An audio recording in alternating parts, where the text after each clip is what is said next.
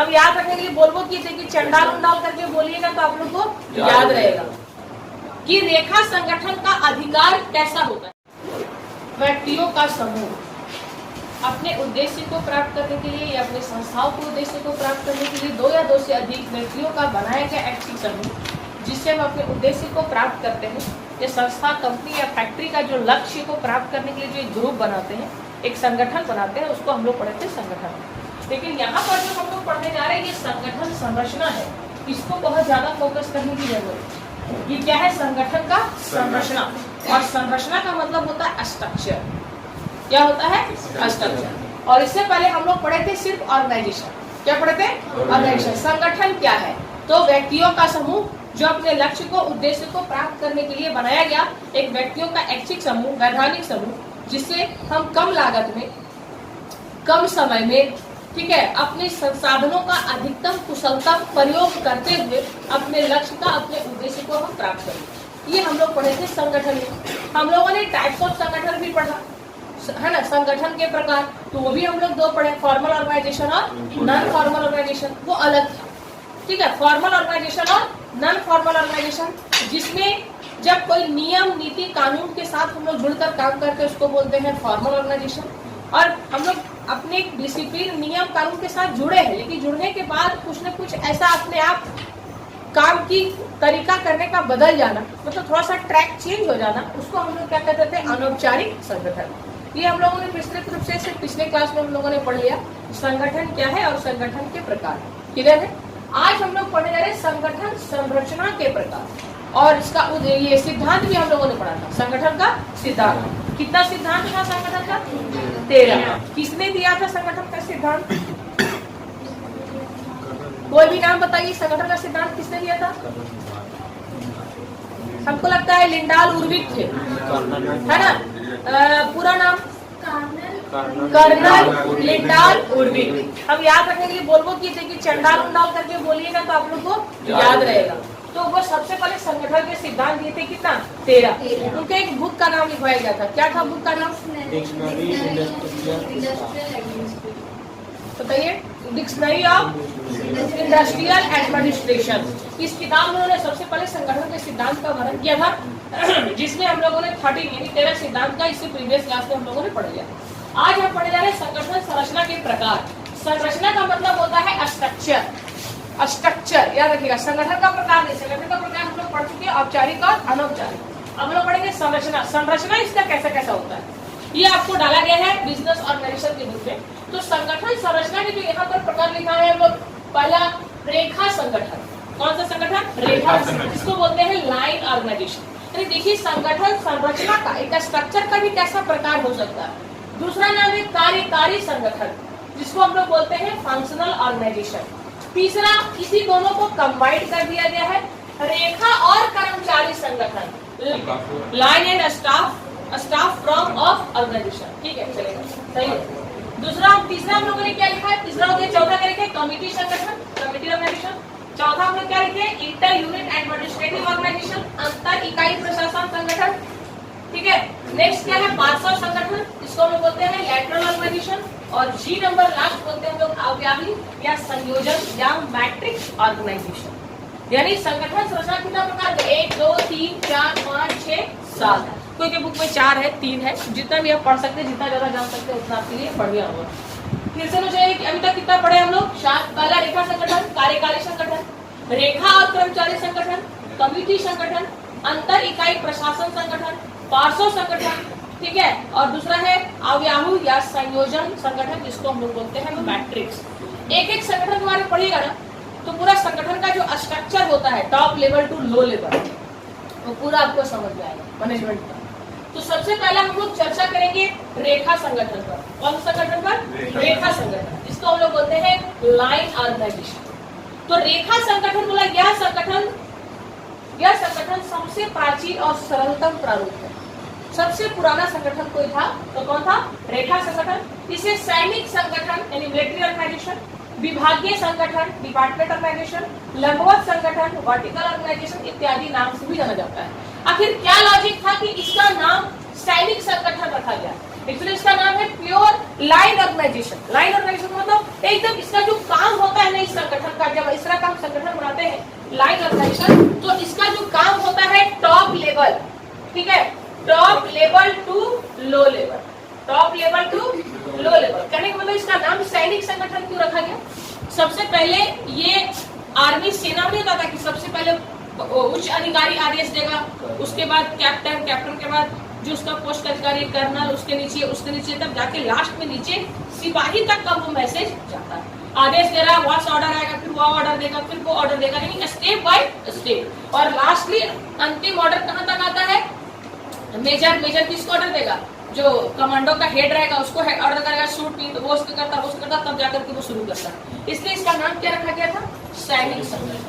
मतलब एकदम step by step आदेश की एकता, ऊपर से पहला आदेश जो टॉप लेवल पर है वो देगा, फिर मिडिल लेवल पर है वो देगा, फिर लो लेवल पर है वो देगा, तब जाके वो प्लेटफॉर्म यानी जो सैनिक है वो काम करना क्या कर देगा? शुरू कर देगा। इसलिए इसका नाम रखा गया सैनिक संगठन, मिलिट्री ऑर्गेनाइजेशन। इसका नाम भाई विभागीय संगठन भी रखा गया है, डिपार्टमेंटल ऑर्गेनाइजेशन।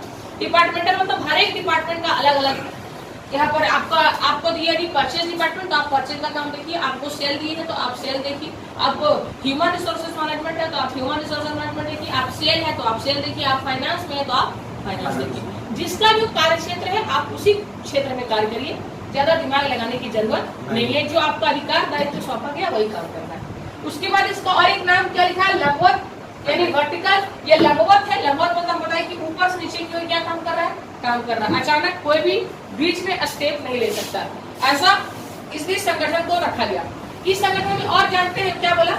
इस प्रकार का संगठन इस संरचना के अधिकार और उत्तरदायित्व, ध्यान सुनिएगा, यही चर्चा कर रहे हैं, अधिकार और उत्तरदायित्व। जो ये जितने भी यहाँ पर जो हेड है टॉप लेवल है उसका कुछ अधिकार भी होगा, उसका कुछ दायित्व भी होगा, ठीक है।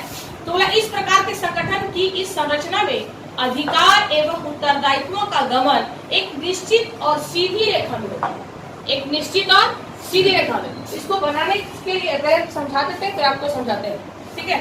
इस कारण इसे रेखा संगठन का नाम दिया जाता है।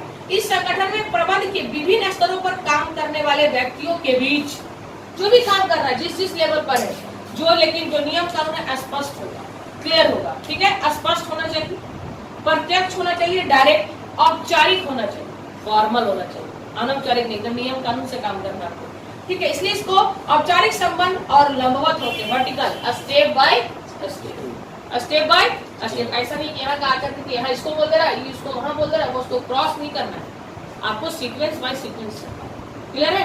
इसलिए इसको बोलते हैं लंबवत। रेखा संगठन में निर्मित प्रत्येक विभाग एक दूसरे से स्वतंत्र होते हैं। जो आपका काम है आप करिए, जो मेरा काम है हम करें। आप सेल मैनेजर है तो आप सेल देखिए, आप मार्केटिंग मैनेजमेंट है तो आप मार्केटिंग देखिए, आप फाइनेंस में है तो आप फाइनेंस। आप अपना अपना कार्य क्षेत्र सबको क्या कर दिया गया है? स्वतंत्र कर दिया गया। जब सबका हेड अलग अलग जब हम पढ़ लेंगे ना, तब हमको समझ में आएगा कि आखिर इसका पढ़ाने का रीजन क्या था, ठीक है। जब पूरा हेड जानेंगे तब हल्का हल्का सब में डिफरेंस होगा, तब समझ में ज्यादा बढ़िया जाएगा, ठीक है। बोला यह मुख्य अधिकारी अधीनस्थ पदाधिकारी नियुक्त किए जाते हैं जो अपने उच्च अधिकारी के प्रति उत्तरदायित्व होते हैं। यदि ये किसके प्रति उत्तरदायित्व होगा? इसके प्रति होगा, क्यों होगा? ये किसके प्रति उत्तरदायित्व होगा? इसके प्रति। और ये किसके प्रति उत्तरदायित्व होगा? इसके प्रति। ये किसके प्रति उत्तरदायित्व होगा? इसके प्रति। क्लियर है। रेखा संगठन को परिभाषित करते हुए कई विद्वान ने कुछ कुछ कहा। मैकफार्लैंड का कथन है कि रेखा संगठन प्रत्यक्ष और शीर्ष रेखा से संबंध रखती है। प्रत्यक्ष यानी डायरेक्ट हम आपसे बात करेंगे, ये इससे करेगा, ये इससे करेगा, ठीक है। भाया मीडिया के थ्रू बात नहीं होगी, ठीक है। उसके बाद इस प्रकार LALN ने भी रेखा संगठन को आदेश संप्रेषण और उत्तरदायिता का श्रृंखला भी कहा है। ये तो क्लियर हो गया। इसके पीछे, इसको बताने के पीछे रीजन क्या था कि रेखा संगठन और अधिकार का दायित्व जो हम आपको बताएं, इसका यहाँ पर आपको पूछेगा ऑब्जेक्टिव में कि इस संगठन का जो मूलभूत, इस संगठन का प्रारूप का मूल आधार यह है, इस संगठन का प्रारूप का मूल आधार जो इसका जो अधिकार है, ये वर्ड, ये अधिकार और ये जो दायित्व, जैसे क्वेश्चन बनता है आपके एग्जाम कि रेखा संगठन का अधिकार कैसा होता है। तो रेखा संगठन का जो अधिकार होगा ना, जो इसका अधिकार होगा टॉप टू लो लेवल, मतलब अधिकार की जब बात करें, तुम्हारा ये अधिकार नहीं है, तुम कैसे बैठ गए, तुम्हारा ये अधिकार है, तुम यहाँ कैसे आ गए, उस चेयर पे कैसे चला गया, ये काम तुम कैसे कर लिया, ये तुम्हारे अधिकार क्षेत्र से क्या बाहर है। ड्यू टू आपकी फाइनेंस मैनेजमेंट देखा, तो आप फाइनेंस देखिए ना, आप सेल में क्यों घुस रहे हैं? आपको सेल डिपार्टमेंट दिया गया तो आप फाइनेंस में क्यों जा रहे हैं? आपका जो अधिकार है, जो आप जिस डिपार्टमेंट में आपको बनाया गया है हेड, आप उसी डिपार्टमेंट में इंटरफेयर कीजिए, दूसरा डिपार्टमेंट जाने की जरूरत नहीं। तो यही बोला कि इसका जो अधिकार है वो क्या बोला, सीधी रेखा में गमन करती है। और कैसे करती है? ऊपर से नीचे की ओर। कैसे करती है? ऊपर से नीचे की ओर। यहीं पर क्वेश्चन पूछता है, ऊपर से नीचे की ओर। तो इसको शॉर्टकट में हम समझाने के लिए रखिए कि top level to low level, shortcut में। लेकिन जो सबसे उच्च अधिकारी है वो उसको आदेश देगा, फिर वो उसको आदेश देगा, फिर वो उसको आदेश देगा। क्लियर है? इसलिए आपने बोला कि पहले बोर्ड ऑफ डायरेक्टर किसको आदेश देगा? जनरल मैनेजर को। तो जनरल मैनेजर किसको देगा? प्रोडक्शन को। प्रोडक्शन किसको करेगा? फॉरमैन को। फॉरमैन किसको करेगा? वर्कमैन को। ये अधिकार जब पूछेगा कि रेखा संगठन का अधिकार कैसा होता है, ऊपर से नीचे की। जब पूछेगा रेखा संगठन का दायित्व कैसा होता है, तो नीचे से ऊपर। जब लायबिलिटी का बात आएगा तो कैसे होगा? नीचे से ऊपर की ओर। और अधिकार का जब बात आएगा तो ऊपर से नीचे की ओर। यही यहाँ से क्वेश्चन बनता है। इसको हम शॉर्टकट में लिखे low level to top level, और वहां पर top level to low level. इसका मूल बेसिक बात बताने का विषय रेखा संगठन का यही है। और अभी हम लोग पढ़ेंगे मैट्रिक्स संगठन में पढ़ेंगे, जो मन जहां से आदेश दे देगा, खिचड़ी पड़ोस टाइप का उसको पढ़ता होगा हम लोगों को। ठीक है, एक एक करके पढ़ेंगे, आपकी हेल्प संगठन का स्ट्रक्चर। ये था रेखा संगठन का अधिकार और दायित्व। इसका अधिकार कैसे जाता है? ऊपर से नीचे। और दायित्व कैसे जाता है? नीचे से ऊपर की ओर। ये रेखा संगठन के बारे में हुआ। यदि पूरा डीप पढ़िएगा तो बहुत ज्यादा पढ़ना है। फिर आप इसका यदि और थोड़ा सा जाएंगे तो रेखा संगठन के भी दो प्रकार होते हैं। कितने प्रकार होते हैं? दो प्रकार होते हैं।